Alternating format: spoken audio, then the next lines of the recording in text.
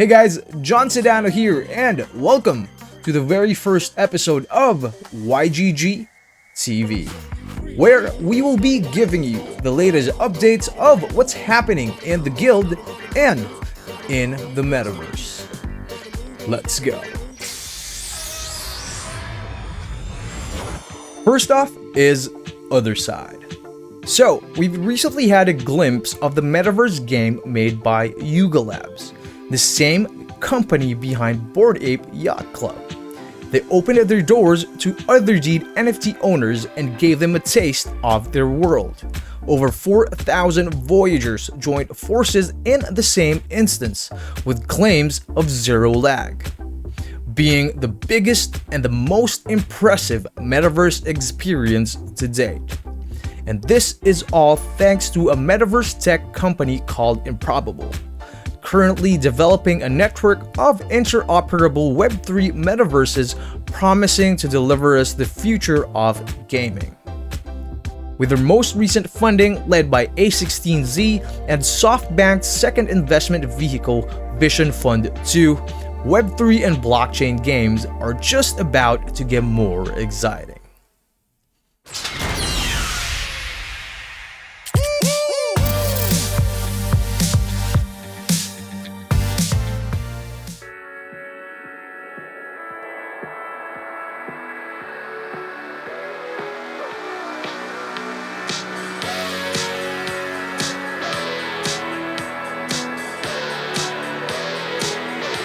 Hey guys, welcome. We are here right now in Baguio City in the Philippines for the very first YGG Philippines Roadshow. It's a whole day event featuring exhibits, talks, activities, and even an Axie Infinity tournament to wrap it all up. So, let's check it out.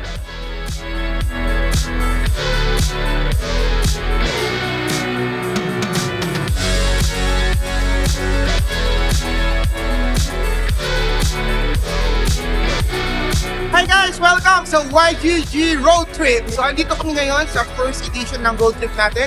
So, meron tayo dito tournaments, merong mga booths. Maraming salamat din sa mga sponsors natin, si XLB, Blockchain Space, Fancy Birds, si YT Alerts, and then there. Tara, look tayo ng tournaments and then makiband tayo together with our YT All-Star. At dito na si Kuku Crypto nga pala. Ika pare, ano Kuku Crypto number 1? So, tara guys, dito at monthly gagawin natin itong road trip. Yon, kita-kits. See you guys!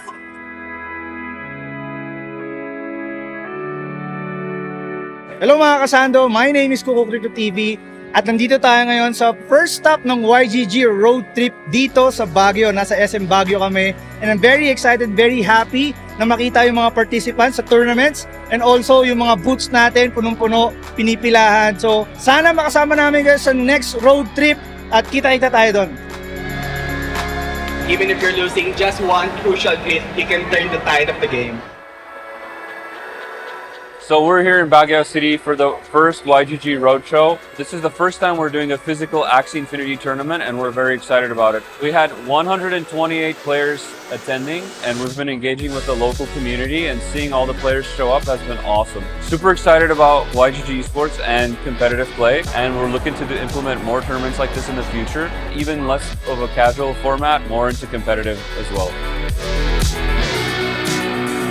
There we go. We have our champion guys, Kubukit and GG's for both players, sportsmanship, and there we go. So watch out for our next stop sa YGG Road Trip. So we're gonna do this every month. So see you guys and enjoy! And to tell us more what went down behind the scenes for the very first YGG road trip, we've got Regina, our head of events for YGG Pilipinas.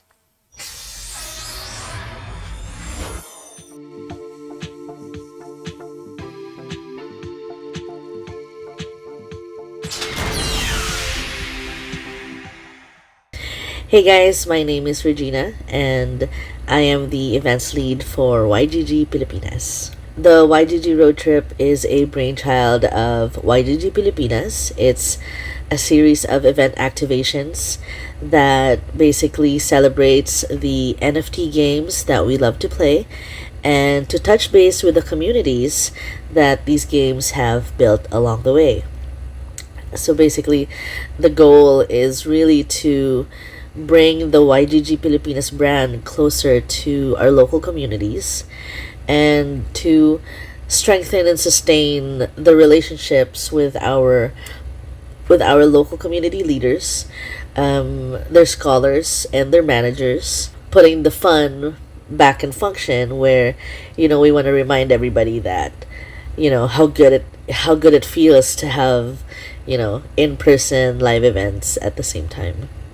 I think what's good with the Baguio event, I mean, just coming off from the perspective of the organizer, is that each and every one of our teammates internally are really, really excited for this event. We really, of course, we hoped for the best despite the challenges. There's internet, there's the possible congestion, crowding, and all that supposedly wonderful stuff. Apart from that, it's still a pandemic. Hopefully, we can replicate that high in every city that we visit. So, what can you guys look forward to in the next stops? First is more exciting NFT games to discover and try out, and then that's on top of the tournaments and the wonderful prizes that await you. All of this at the end of the road trip, of course, is a bigger convention next year, and hopefully everybody who has supported us in the road trip will be there as well.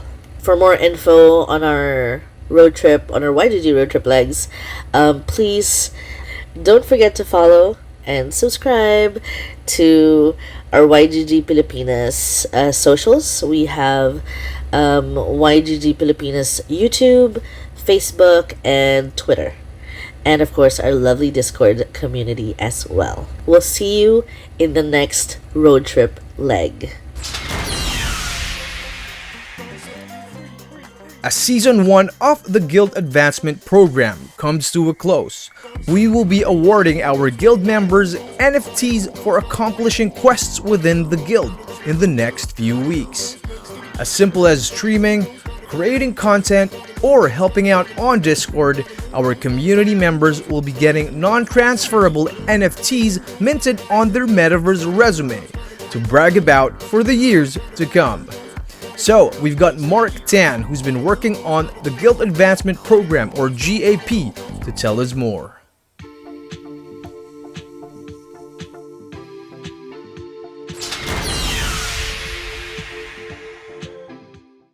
Hello. My name is Mark Tan. I am helping YGG Community Products, and I'm here to explain GAP, the GAP project. So what is it? So GAP, or Guild Advancement Program, is a way for us to reward guild members who make meaningful contributions to the community. So it acts as a way to give you a personal record of your history and achievements and your contribution to the community. We finished the GAP Season 1, and we've given at least 45 quests to many players in different guilds. And we are very excited to look at the results and start planning for the next season. And for the following Season 2, what we expect is we'll refine the list of quests that we're giving. We'll definitely adjust the criteria based on the outcome of GAP Season 1. And then hopefully we have more achievements and badges to give. So that all depends on the number of requests and submissions that we get in between the planning season. And then finally, how can you join GAP? So stay tuned for announcement on this one. So for GAP Season 1, we open the application for quest givers, and these givers set the criteria and the list of quests that can be given. Will most likely follow something similar, but again, we need to look at the results first and do some planning, because we want to make sure that GAP Season 2 is something that is better and exciting, and equally exciting for the community. How can you join the next season of GAP? There's a few things that you have to do. One is be an official guild badge holder, and in order to do this, you have to mint it directly from the site. So log into YGG and mint it from the site, and then that's also the place where we will be posting season 2 updates. So that's it for GAP season 1. We are looking forward to see you in GAP season 2, and stay tuned for more updates. And up next, we've got Last Dragon from the Game Hunters to tell us more about the games that hit our radar this month.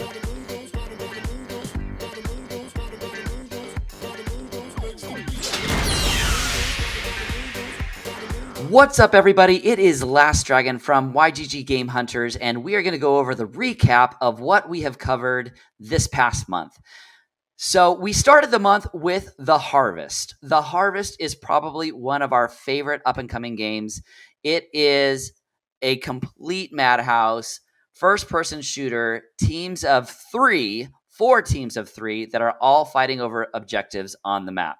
It was absolutely incredible. We love their development team. We had Chang's there with us, and all of the Game Hunters had a great time, and we cannot wait until they have perpetual servers and we can play this all the time. There is no doubt that this is going to go into our normal rotation. The next thing that we did the week after was a huge tournament that we had been planning for a while with EV.io. If you are not looking at EV.io, you are seriously missing out. This is a first-person shooter that has so many different modes.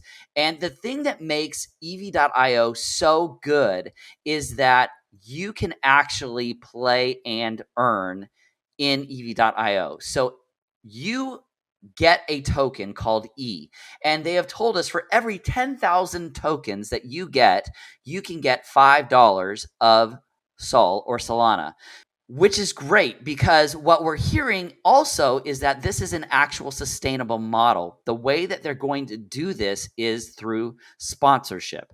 So they're going to have sponsors that come into the game itself that have different artwork that will be throughout the maps and the different maps that are coming. And that is how they will make the money that will eventually pay out the players. So we absolutely love that. That's a great model. It hasn't really been truly tried yet. Their team is incredible. It's really good for esports. We found that Xborg joined our tournament. A ton of their players came in, and we actually got to interview the winner as well. So it was great. He is an semi-pro Valorant player, and you should definitely check that out. EV.io. It was amazing. The next thing that we played was Spider Tanks. So Spider Tanks was super fun. We had a great time. If you are not looking at Gala games right now, I know that the NFTs are expensive, but there are ways to get into Gala that are not that bad. And Spider Tanks, to me, always had very reasonable sub $100 to $100 level NFTs that you could play the game right now. They have been open, free to play for quite a while in their testing phase, and it is super smooth, crazy gameplay, three versus three tanks that are battling for different objectives, including a catch the chicken mode. Who doesn't like catching chickens? So let's talk about what's up and coming. This weekend, we're going to play some Castle Crush. We're really excited about that. We have had Castle Crush on our radar for quite a while. We are constantly talking about up-and-coming games. We're really excited about the future of Web3 this year and specifically next year. We have developers that are coming on all the time. We're excited. We hope that you're excited too. Come and join us over on Game Hunters. You can find us every Sunday night, 10 p.m. Eastern Standard Time, 10 a.m. SGT on Mondays every week. We'd love to have you join us. Check us out on Twitch. We're on the YGG Twitch channel. We're on our Game Hunters Twitch channel. We're streaming everywhere. We're on YouTube as well. Check us out at youtube.com/GameHunters_official. This is Last Dragon. It has been so much fun giving you guys this information. We will see you next time. And for this month's Game Spotlight, we've got the one and only No ACLs reporting on THETAN Arena. Let's go.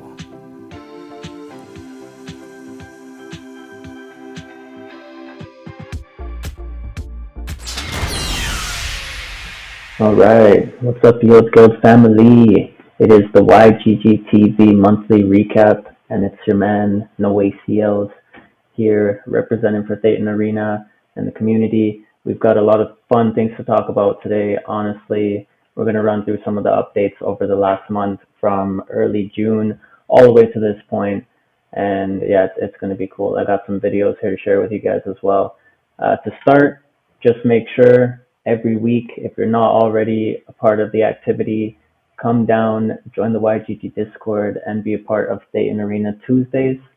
Make sure you get into the action, get involved. You know, we had our test rollout of scholarships recently. We had 10 lucky community members have a chance to try that out. And if you want to be involved in the future, you want to be getting active, come into these streams every week, playing and, you know, building together, creating teams, finding out, you know, who the best teams in the community are, right?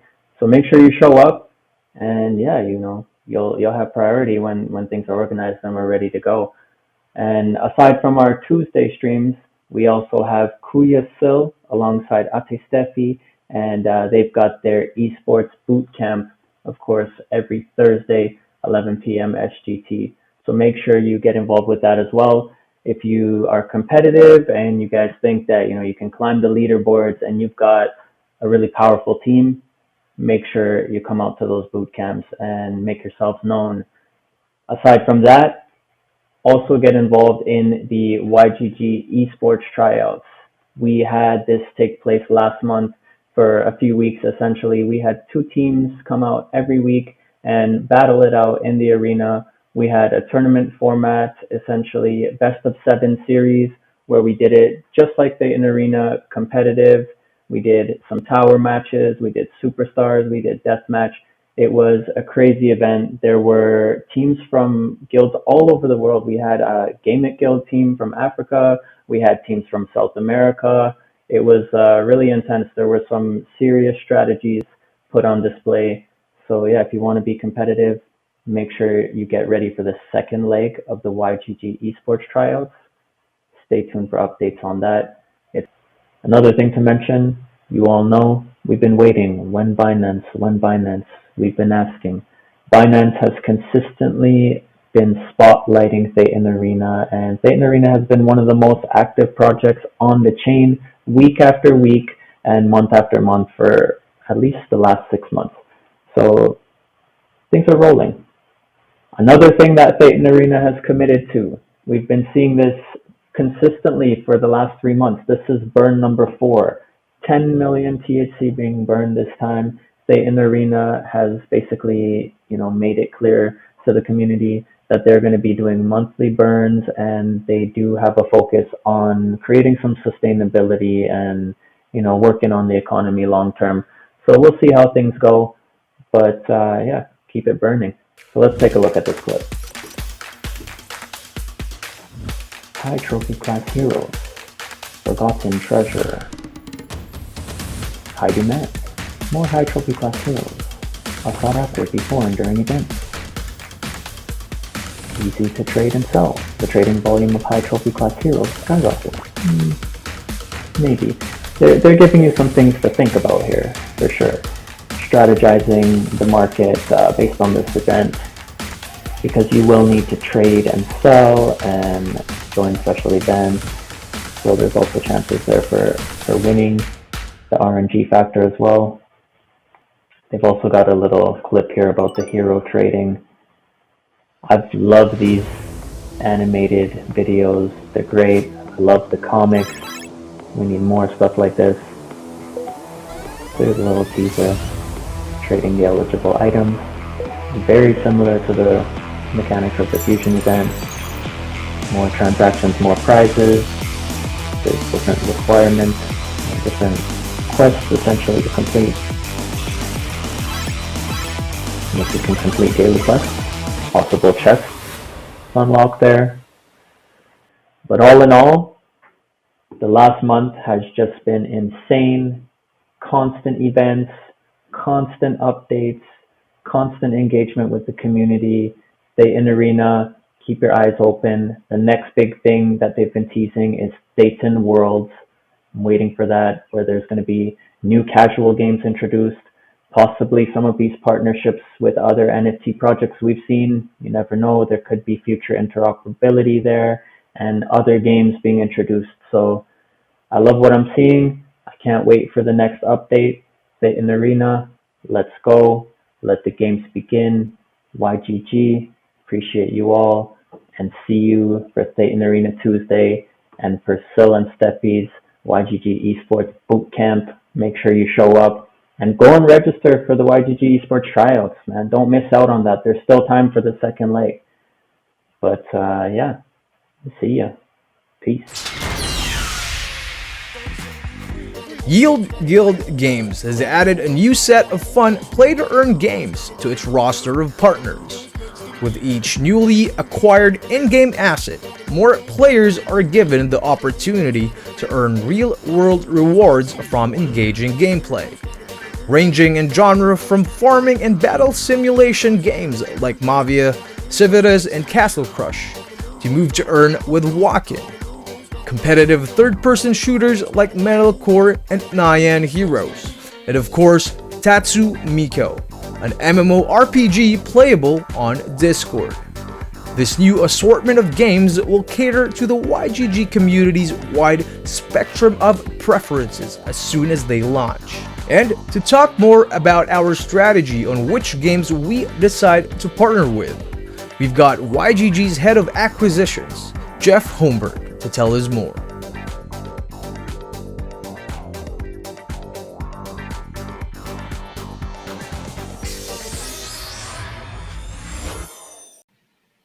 Sedano, what's going on, man? Thanks for having me. For those that don't know who I am, my name is Jeff Holmberg. I am head of asset acquisition here at YGG. I am one of the main soldiers on the front lines of when we are looking for new gaming assets, new games to get some skin in the game with, no pun intended. But yeah, really excited here to be here with you, Sedano. We had some really, really awesome updates that happened through the course of June, which has been very exciting. I think everyone out there has known that there's one particular game that even I've been playing that I'm a little bit addicted to, called Fancy Birds. This was one of our latest partners that we did do in June. And I think the exciting thing about this is, especially when I jump in and play these games by myself, is I get the opportunity to really go through the whole UI UX process and essentially test this out. And I think, behind the scenes, I'm sure I'll drop like a lot of alpha here over time, is I was able to work with the Fancy Birds team to actually give some insights, input on design, UX for their rental model, their scholarship model, personally, which I think is arguably #1 in the entire space from what I've seen so far. The absolute fluid nature of being able to purchase birds, rent out your birds. Now they've actually upgraded to needing to feed your birds, which is a nice token sync, which I think will help the FNC token. It's just very fluid and exciting. And I think in particular, this game I've been playing, I've been addicted. Be careful if you pick up your mobile phone with Fancy Birds. You will get addicted and you will be unproductive. I'm sure Gabby is loving me saying this right now on this TV, but there we are with that. But, outside of Fancy Birds, we just had a whole ton of other titles. There is some that I did want to single out, in particular. I think one is Tatsu Miku. It's absolutely a fascinating game. I think the interesting thing here is talking about UX. You see a pattern that I'm going to get to in a second here, is it's actually run through Discord. And, when I was talking with founder David Lim about this, obviously with Discord being a North American entity, I was really concerned about legal barriers, right? There's a lot of cloudy crypto regulations that specifically are happening, right now here in the States. And, we really want to go through it and say, having crypto elements involved in this game, is there a potential to get this shut down? Could it create some roadblocks for you? And I thought it was just so fascinating on the technology that they were using, where you can actually do the gameplay inside of Discord, right? And there's actually, of course, a website that you go that does have the crypto elements attached to it. And I think this type of mobile experience and accessibility, specifically, that can target even Web 2 players for ease of access and experimenting, it's just going to be a massive thing going forward. I think a lot of people, when you look at YGG Porcos, you'll see that a good majority of them do have mobile access or are currently in the stage of having that mobile access. But when we first spoke to Tatsu, I call it Tatsu, we'll call it Tatsu Nico, the full title. When I first spoke to them, I thought this was a really intriguing asset for a lot of players around the world. I think it's, there are some barriers in more general crypto elements, learning how to get a wallet, or maybe getting assigned a wallet, understanding how to use your wallet, how to even purchase an asset or deploy an asset. Of course, we have systems there with our scholars where we can set that up for people. But I think in this element, it's very important to also target Web 2 players, which I'm going to kind of go off topic a little bit from the games for a second, because I do want to touch upon this today. Is where I feel games should be headed towards. And this is the kind of $1 million question that people have been asking me. Is a lot of these Web3 games have been broken lately. There's been a lot of downfall, a lot of destruction even for some games that have really put pure economics first or DeFi yields first. What is the direction in really trying to paste together Web3 gaming so that it can scale at a great capacity, find that ultra growth that people want in their games, get more players. And, the $1 million question is, how do you bridge Web 2 players into Web 3 access? And, there's been a lot of discussions that we've had on this at NFT NYC, and I definitely want to touch upon this for, a few seconds or so. But, one thing is, being able to market to Web 2 players. I think understanding the UX, and this is why I brought UX as kind of like the main topic here, in ease of access, in being able to be comfortable and just going in and playing the game and just trying the game. And there's been arguments to say, well, should we hide blockchain in the background? Should we, push blockchain right in the front end, in the foreground here? I'm kind of in the middle of that, right? I think, blockchain initiatives, NFTs, ownership, a lot of the perks that you hear being very redundant in a lot of speeches and a lot of people talking about Web3 gaming, they should be complementary to the actual gaming experience, right? And I think one word that, should be touched upon when we think about like the kind of bridge from Web 2 to Web 3 gaming is psychology, right? A lot of people talk about the psychology of Web 2 players, the psychology of Web 3 players. And real quickly, because I know we don't have a ton of time, but I want to break down, what I feel is the psychology of both.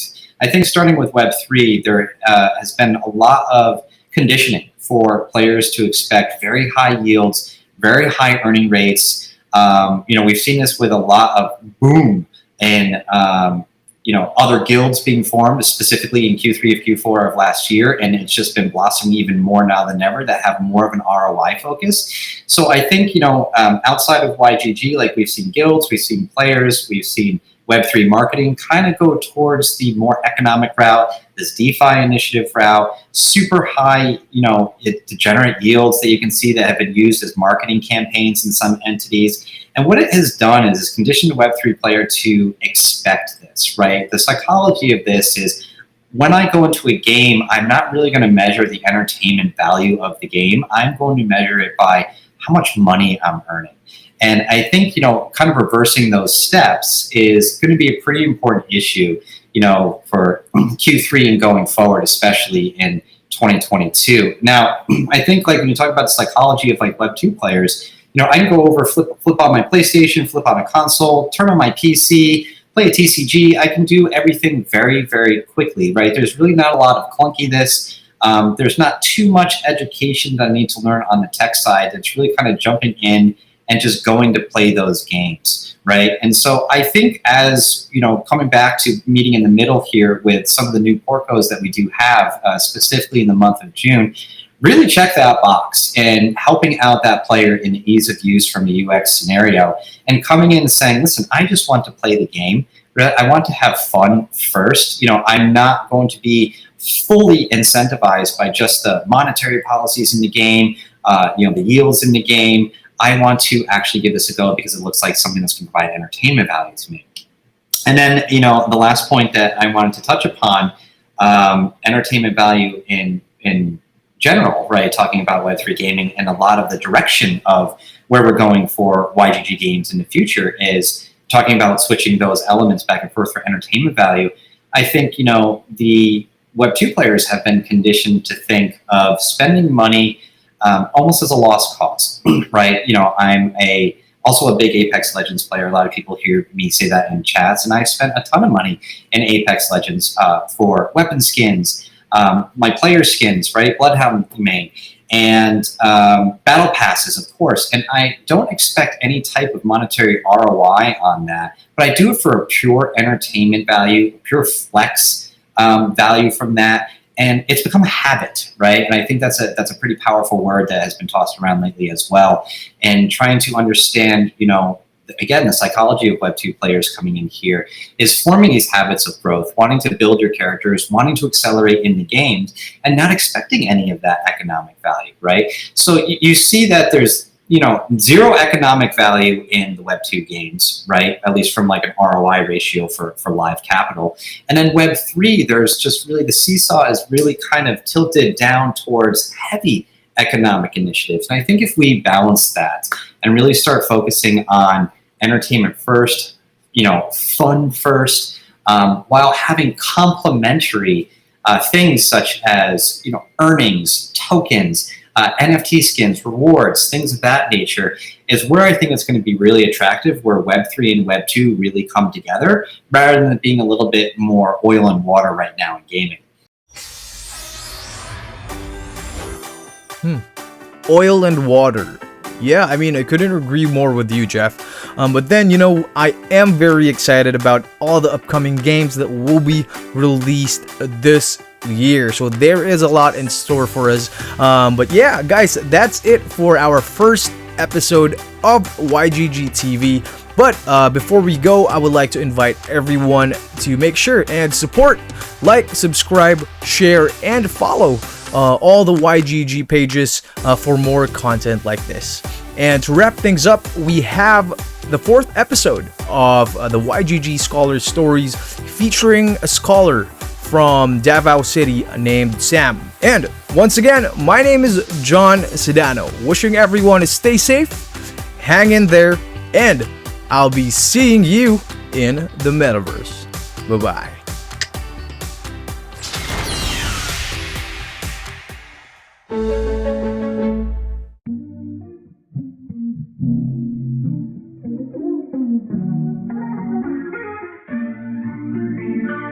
Kaka-start pa lang ng pandemic.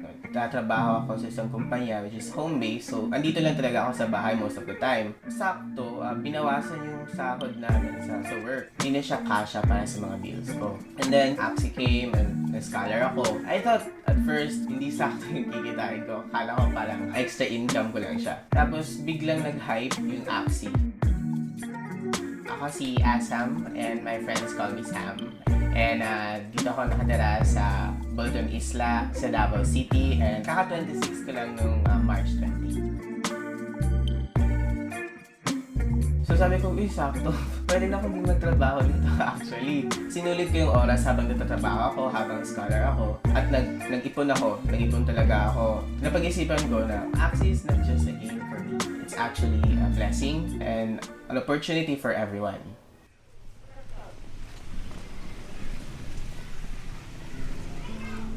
Nauso na nun yung parang referral. Sabi ng manager ko, you can refer 2 or 3. So yun, nag-refer ako ng mga kakilala ko, mga kababata ko dati, na deprived ng mga opportunity. Lumaki ako, pintaday ko, pinatay siya, 7 years old pa lang ako.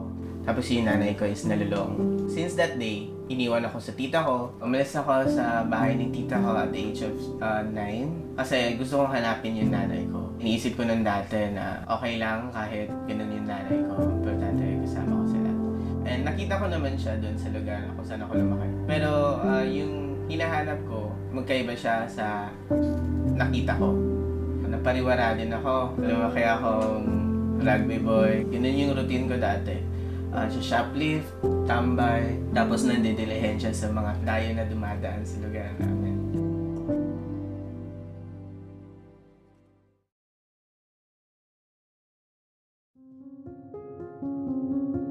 First namin talaga nakita yung Axie sa post ni Shanks. Kasi si Shanks, kasamaan ko dati sa trabaho. That time kasi may sideline yung partner ko. Bali siya talaga yung unang naglaro ng Axie. Yung first talaga na naging coach ko sa Axie is yung partner ko. Funny story, nagkakilala kami dahil sa pagiging tambay. Nag-abot kami sa isang lugar, nagka-get along kami, naging friends, and then yun, hanggang sa magka-developan. She's the reason why I stopped all of my vices then. Kumbaga siya yung dahilan kung ba't ako namulat or nangarap ulit after sa pinagdaanan ko. Mas lalo kong napagtanto na kung gusto kong makakita ng change sa future ko, dapat ako yung maging change ngayon.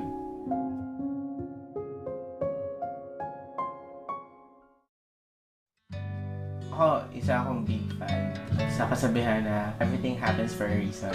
Kahit marami ako mga bad decision dati, I believe that those decisions led me to where I am right now. It molds me to become the person kung sino ako ngayon. And I believe intended yun na mangyari sa akin. Hindi palagi nasa taas. Minsan kailangan din natin nasa baba para ma-appreciate natin kung tataas naman siya ulit. Para hindi natin tinatake for granted yung mga opportunity and chances natin pag nasa taas na tayo. Siguro the greatest lesson na bit-bit ko hanggang ngayon is patuloy lang. We are all destined for success. Pero ang problema, kung tatagal ba tayo? Kasi sa mundong ito para sa akin matira matibay.